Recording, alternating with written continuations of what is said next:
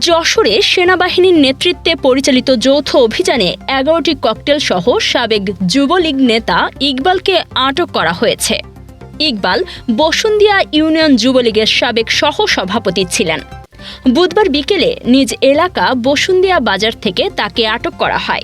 এ সময় তার বাড়ির পাশ থেকে ১১টি ককটেল উদ্ধার করা হয়। আটক ইকবাল বসুন্দিয়া বাজারের বাসিন্দা বহর আলীর ছেলে। কোতোয়ালি থানার এসআই আলমগীর হোসেন জানান, গোপন সংবাদের ভিত্তিতে সেনাবাহিনীর নেতৃত্বে যৌথ বাহিনী বসুন্দিয়া বাজারে ইকবালের বাড়িতে অভিযান চালায়। এ সময় বাড়ির পাশ থেকে ককটেলগুলো উদ্ধার করা হয়। যশোরে মাদক মামলায় যাবজ্জীবন সাজাপ্রাপ্ত ও দীর্ঘদিনের পলাতক আসামি দাউদ ইব্রাহিমকে আটক করেছে র্যাব-৬। বুধবার বিকেলে সদর উপজেলার চূড়ামনকাটি এলাকা থেকে তাকে আটক করা হয়। র্যাব জানায়, খালার বাড়িতে লুকিয়ে থাকা অবস্থায় র্যাব-৬ যশোরের কোম্পানি কমান্ডার মেজর ফজলে রাব্বির নেতৃত্বে এই অভিযান চালানো হয়। আটককৃত দাউদ ইব্রাহিম চূড়ামনকাটি গ্রামের বাসিন্দা। তার বিরুদ্ধে অস্ত্র, মাদক ও হত্যা প্রচেষ্টা সহ একাধিক মামলা রয়েছে। আদালত তাকে যাবজ্জীবন সশ্রম কারাদণ্ড দিলেও দীর্ঘদিন ধরে তিনি আত্মগোপনে ছিলেন। আইনি প্রক্রিয়া শেষে তাকে কোতোয়ালি থানায় হস্তান্তর করা হয়েছে। সারা দেশের মতো উৎসবমুখর পরিবেশে এগিয়ে চলছে ত্রয়োদশ জাতীয় সংসদ নির্বাচনের প্রস্তুতি। এরই ধারাবাহিকতায় চূড়ান্ত হয়ে গেল যশোরের ৬টি সংসদীয় আসনের নির্বাচনী সমীকরণ। মঙ্গলবার ছিল প্রার্থিতা প্রত্যাহারের শেষ দিন। এদিন যশোরের ৬টি আসন থেকে ৩ জন প্রার্থী তাদের মনোনয়নপত্র প্রত্যাহার করে। যশোরের ৬টি আসনে এখন ভোটের লড়াইয়ে মাঠে রয়েছেন ৩৪ জন প্রার্থী। বুধবার সকাল থেকে শুরু হয়েছে কাঙ্ক্ষিত প্রতীক বরাদ্দ। আর এই প্রতীক হাতে পাওয়ার পরই আগামীকাল বৃহস্পতিবার থেকে আনুষ্ঠানিক প্রচারণায় নামবেন প্রার্থীরা। তবে মাঠের সমীকরণ বলছে এবার লড়াই হবে হাড্ডাহাড্ডি। বিশেষ করে যশোর ৫ মনিরামপুর আসনে বিএনপির বিদ্রোহী স্বতন্ত্র প্রার্থী শহীদ ইকবাল হোসেন নির্বাচনী লড়াইয়ে থাকায় সেখানে ত্রিমুখী লড়াইয়ের আভাস পাওয়া যাচ্ছে।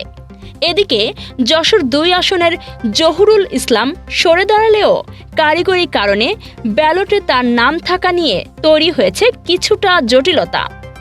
জেলা রিটার্নিং অফিসার ও জেলা প্রশাসক মোহাম্মদ আশেক হাসান জানিয়েছেন, আগামী ১২ই ফেব্রুয়ারি অনুষ্ঠিত হবে বহুল প্রতীক্ষিত এই ভোট গ্রহণ।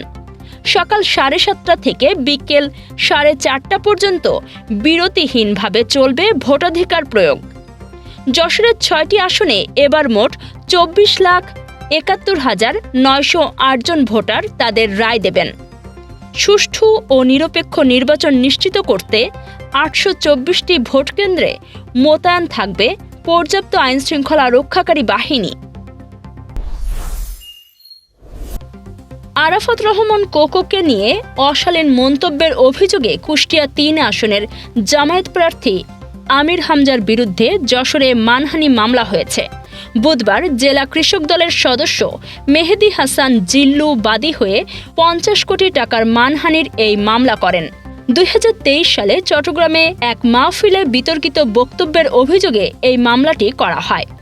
যশোরের অতিরিক্ত চিফ জুডিশিয়াল ম্যাজিস্ট্রেট মামলাটি আমলে নিয়ে পিবিআইকে তদন্তের নির্দেশ দিয়েছেন।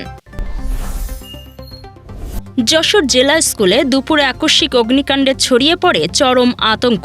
স্কুল চলাকালীন 2টি ভবনের মাঝে ধোঁয়ার কুণ্ডলী দেখে দিকবিদিক ছুটতে শুরু করে শিক্ষার্থী ও অভিভাবকরা। প্রধান শিক্ষক জয়নাল আবেদিন জানান, সেফটি ট্যাঙ্কের পাশে স্তূপ করে রাখা আবর্জনা ও পুরনো কাগজ থেকে আগুনের সূত্রপাত। খবর পেয়ে ফায়ার সার্ভিসের কর্মীরা দ্রুত পৌঁছানোয় বড় কোনো ক্ষতি হয়নি। ধারণা করা হচ্ছে জ্বলন্ত সিগারেটের অংশ থেকেই এই আগুনের সূত্রপাত। তবে কোনো আসবাবপত্র বা নথিপত্রের ক্ষতি না হলেও ধোঁয়ার কারণে দীর্ঘ সময় থমথমে পরিস্থিতি বিরাজ করে। যশোর জেলা বিএনপি কার্যালয়ে হামলা ও অগ্নিসংযোগের মামলায় জেলা ছাত্রলীগের সহসভাপতি ইমরান হোসেনকে কারাগারে পাঠিয়েছে আদালত। বুধবার দুপুরে যশোরের জুডিশিয়াল ম্যাজিস্ট্রেট আদালত এই আদেশ দেন। এর আগে মঙ্গলবার রাতে ডিবির অভিযানে চাসরা মোড় এলাকা থেকে তাকে আটক করা হয়। পুলিশ জানায় ২০২৪ সালের ৪ আগস্ট বিএনপির অফিসে হামলা ও ভাঙচুরের ঘটনায় তদন্তে ইমরানের সরাসরি সম্পৃক্ততা পাওয়া গেছে।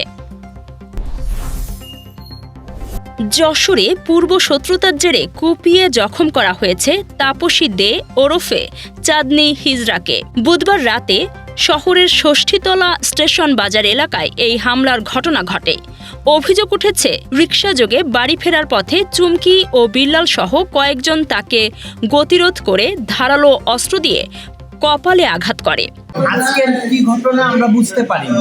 আমরা সেদিনকে যে ঘটনাটা হয়েছে বধুর ব্যাপারে, ওটার জন্য আমরা একটা সাধারণ ডায়েরি করেছি। আমি বলি ওটার জন্য আমি সাধারণ ডায়েরি করেছি, কিন্তু হঠাৎ করে আজকে উনি চা খেয়ে যখন আসছে স্টেশন থেকে ম্যানসেলের গলির অমনি দিয়ে একটুখানি দূরে, ম্যানসেলের বাড়ির একটুখানি দূরে যখন এসেছে, তখন কিছু আননোন ছেলে পিলে এবং জাকির সাথে রয়েছে চুমকি, ওরূপে চুমকি, সাথে থেকে বলছে হ্যাঁ তোরা আমাদের নামে ডায়েরি করেছিস, হ্যান করেছিস, ত্যান করেছিস, তখন ওনাকে উন্দধুন্দ মারধর করেছে। জাকিরের নামে ফেসবুকে এসব দিচ্ছিস কেন? আমি কনকের জাকি কাছে কি ওই যে ভিতরে জাকি, ওকে ওর নামে এইসব দিচ্ছিস কেন? ওকে এখন চোখ উঠেই নেবে। আমি বলি ভাই আমার মাফ কর, আমার চোখ দুটো তোমরা বাসা এই করে এখানে 3টে স্ট্রাইক করেছে।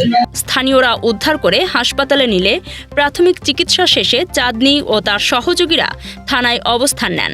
পরে কোতোয়ালি থানার ওসি হামলাকারীদের দ্রুত গ্রেফতারের আশ্বাস দিলে তারা থানা ত্যাগ করেন। কাজী সাইমা, ডেস্ক রিপোর্ট, রাত দিন নিউজ।